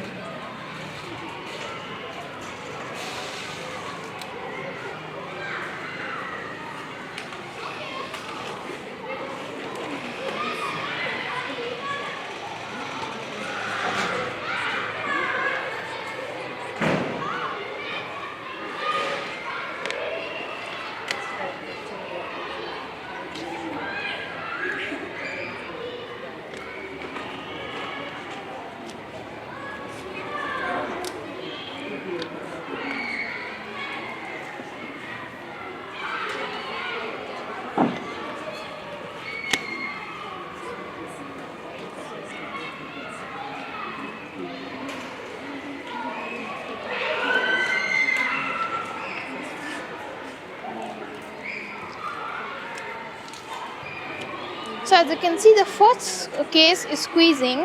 So I'm going to pick oobleck, some of it.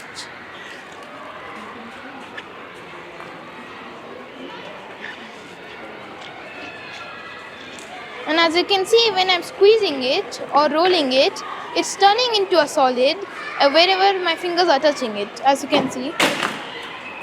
So the first trial, the result was it being a solid.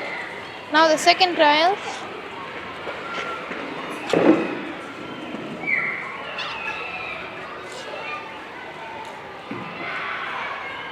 As we can see again, it's a solid.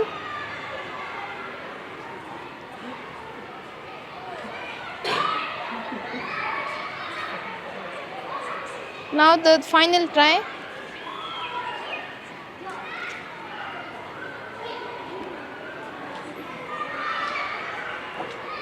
Solid again. Now the next case is letting it loose or no pressure. So I'm going to pick it all of it or most of it.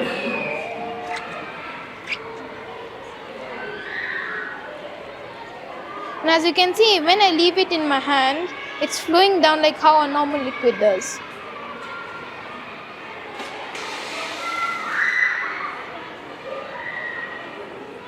That was the first try. Now second try.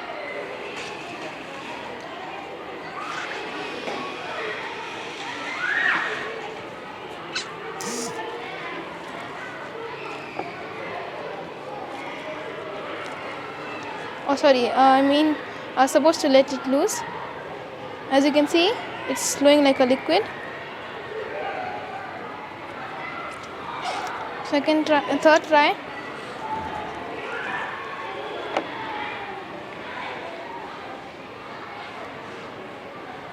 As you can see, it's a liquid again. So now the next test is to hit it with a spoon. So I'm going to use my spoon over here. And I'm going to hit the oblak with it. So 3, 2, 1. As you can see, it was turned into a solid. The second try, solid again, and third try, it was a solid again. And to confirm that it turned into a solid, this is what would happen if you did the same thing to a Newtonian fluid like water. 3, 2, 1. As you can see, although I did it with much less force, it still splashed all over.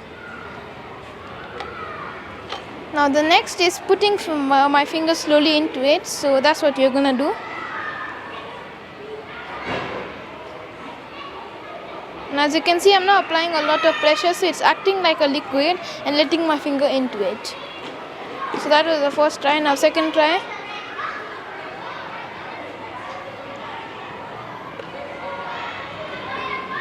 And third try, same result again. Now dropping something on it. For this, I'm going to drop this plastic box from earlier to see what will happen. So 3, 2, 1. As you can see, it will turn into a solid. Second try. Solid again. Third try.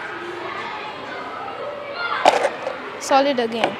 And this is what would happen if we did the same thing to a Newtonian fluid like water. As you can see, I dropped it from a much lower height, but it still splashed all over.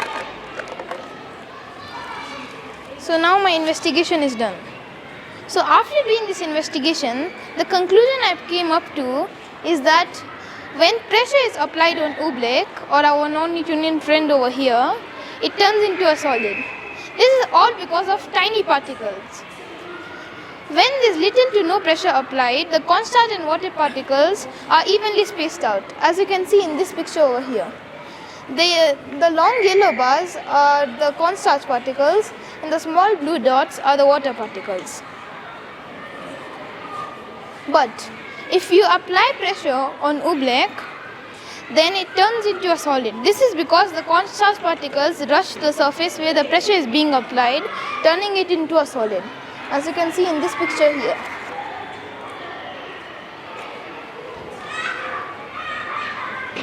This shows that non-Newtonian fluids can be used in many places in our daily lives and are hidden heroes in our daily lives. For example, they are used in the food industry with ketchup. As you can see, when you're just holding it, the ketchup doesn't come out. But if you squeeze it, it does come out. It also non-Newtonian fluids are also used in body armor, as you can see in this picture over here. And it's also used in new types of speed bumps, as you can see over here. If you drive over it too fast, it hardens. But if you're going the right speed, it turns into a liquid and lets the car go smoothly. Thank you, and I hope you enjoyed this journey with me through non-Newtonian fluids. I'm open to questions.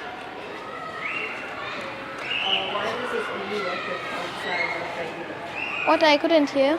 Why does this only work with corn flour and not regular? Because corn flour has bigger particles compared to normal flour, so they can make a much better barrier compared to normal flour. Good morning, respected judges. My name is Ranveer Singh and my partner Dion Chada. Today we'll be taking you through our science fair project, Teeth Terminators. So our aim is to find out which sugary acidic beverage affect the teeth the most. What are teeth made of? Teeth aren't just bones, they're even stronger in some ways. Layers of the teeth, the enamel, 96% minerals, and it doesn't grow back once damaged. Then the dentine, softer than enamel but still hard, carries sensation like pain. Pulp contains nerves and blood vessels that keep the tooth alive. Cementum covers the root and connects it to the jawbone. Our hypothesis. We think Coca-Cola will have the greatest negative effect on the teeth due to its low pH levels and higher amount of sugar compared to the other drinks. So the materials we've used in this investigation, so we've used 4 human teeth, 4 plastic specimen cups, PET strips, tweezers, Coca-Cola, orange juice, milk and water. So in each bottle there's a tooth in it.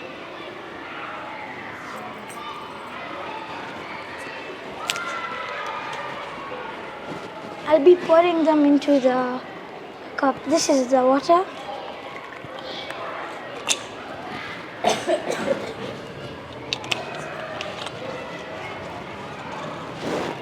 This is the milk.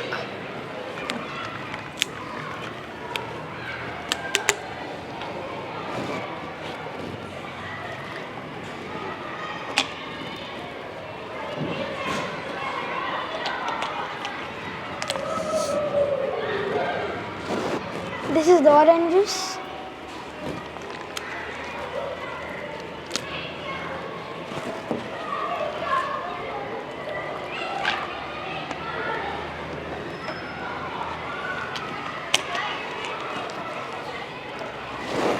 And this is the Coke.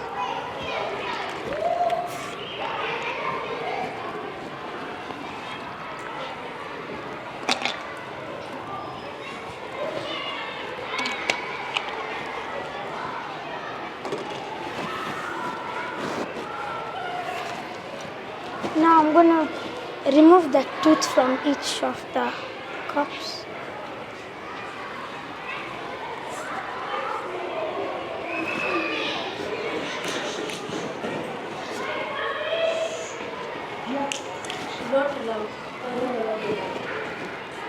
as you can see, there's less rot in the tooth in water.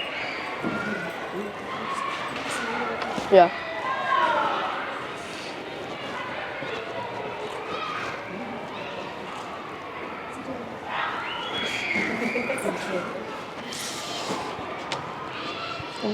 The milk. This is the tooth that was in the milk.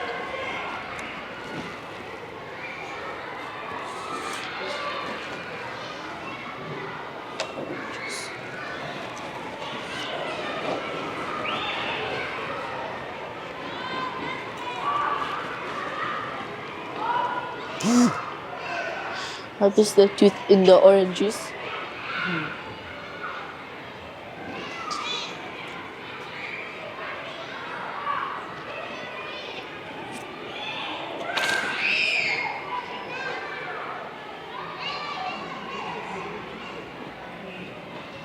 As you can see, this tooth is from the Coke. It's the most rotten tooth.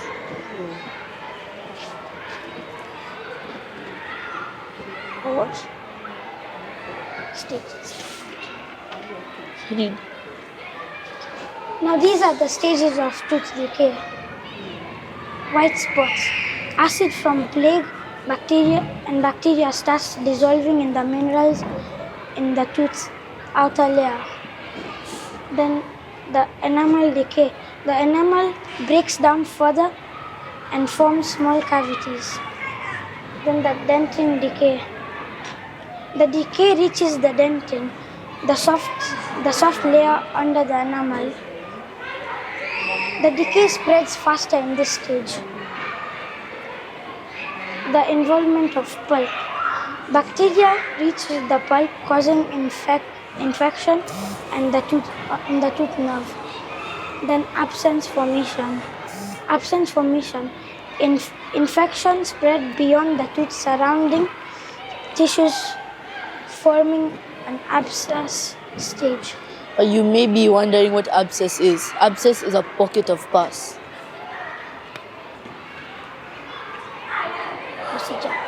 Procedure. So our procedure is pour 50 ml of each beverages separated in the labeled plastic specimen cups. Second, we dip the litmus paper in each cup. Then take the pH reading after 2 seconds each. Then we pour 250 ml of each beverage again in separated labeled specimen cups. Then using some tweezer, we place one tooth in each specimen cup and cover it with lids. Then we wait for each tooth to stay in the bottle for 7 days at room temperature. After 7 days, pour each specimen beverage from the bottle into the cups with a tweezer. Remove each tooth and let it dry on a paper towel. Then examine and make observations about color, texture of tooth and record the data. Now we'll be testing the pH of each beverage.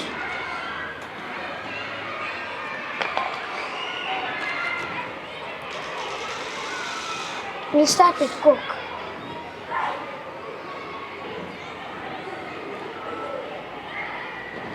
It's a pH of 2. It's acidic. Now the orange juice. It's a pH of 4, which is still acidic.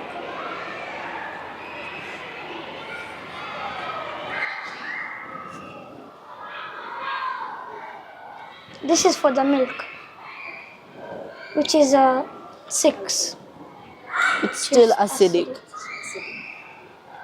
Then water. It's a 8. 8. It's alkaline. Which is alkaline. Okay, so our results. Coca-Cola was the beverage that caused the most damage to the tooth as exhibited by the holes, discoloration, and worn away tooth enamel and the root. The orange juice was second and causing moderate discoloration and damage to the tooth enamel and the roots. The milk also minimally decayed the enamel as well as minimum staining to the enamel and roots. Water had the least effect on the teeth. How to take care of teeth? Brush twice a day with toothpaste. Floss daily. Limit sugary drinks and acidic drinks. In a year, visit the dentist twice for a dentic checkup. Then our conclusion. From this unique experiment, our hypothesis was proven accurate that Coca-Cola will cause tooth decay and damage at a faster rate than other beverages due to its acidic level and higher sugar contents. Orange juice also damages the teeth due to its acidic and sugar levels. Milk may cause damage over time. Water is the safest to drink. So we should always rethink before we drink. Okay, so some facts. Enamel is harder than our human bones. A shark constantly grow new teeth, but humans don't. The average person spends about 38.5 days brushing teeth in their life. Yeah. And my name is Raveen and I'll be presenting my science fair project, Currents from the Kitchen. I got inspired when I saw a video of somebody using lemon to power a battery. That made me wonder, can other foods produce electricity too? And does it depend on how acidic they are? So I tested different foods like lemon, apple, banana, and more. And I made simple food batteries using zinc and copper and connected them to a multimeter to measure how much electricity each food could produce. To test how acidic each food was, I used a natural red cabbage solution. I blended red cabbage and squeezed juice out of it, then added water to it. Red cabbage is a pH indicator. It changes color depending on how alkaline or acidity the food is. Pink means it's acidic, purple means it's neutral, and green or yellow means it's alkaline.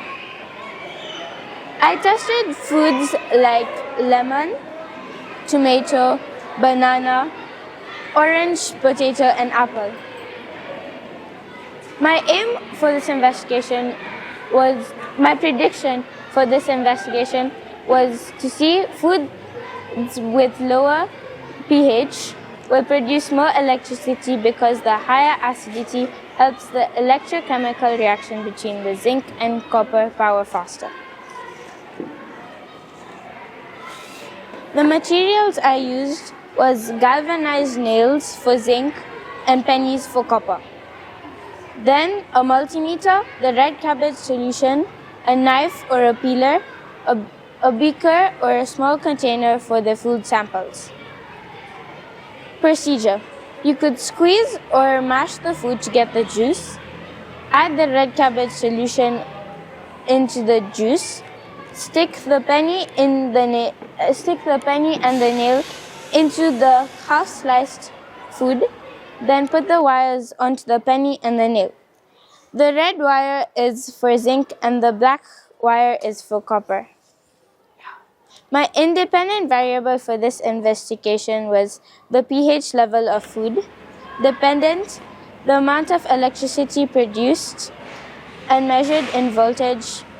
The control variables was the type and size of the zinc and copper, the same distance between the zinc and copper, and the same multimeter and the same size of foods.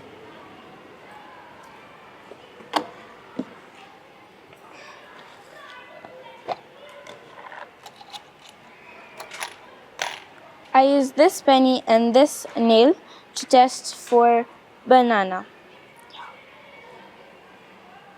As I said, the black wire is for copper and the red wire is for zinc.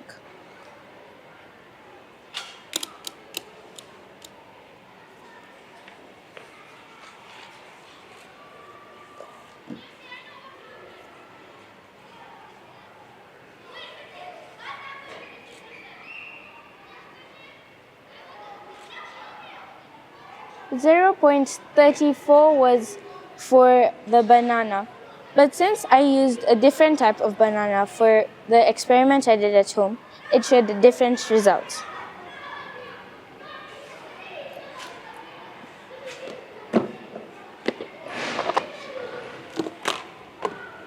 Next is an orange.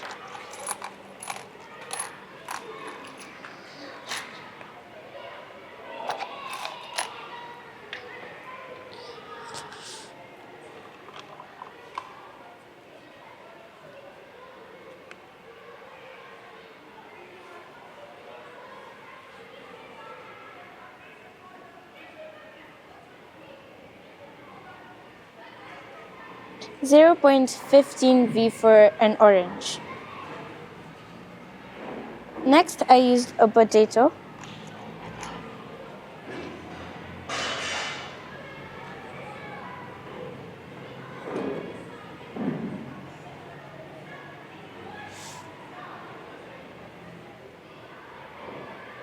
.18 volt V. Next we have an apple.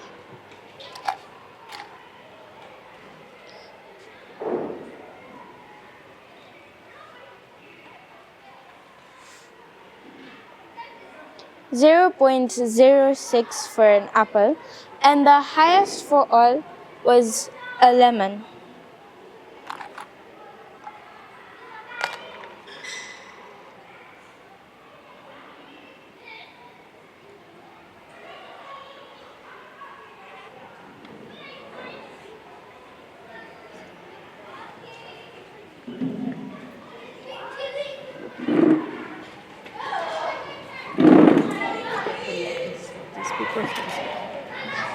.16. My conclusion was my results showed that foods with a lower pH like lemon and tomato produced more electricity than foods with a higher pH like apple and potato. Thank you.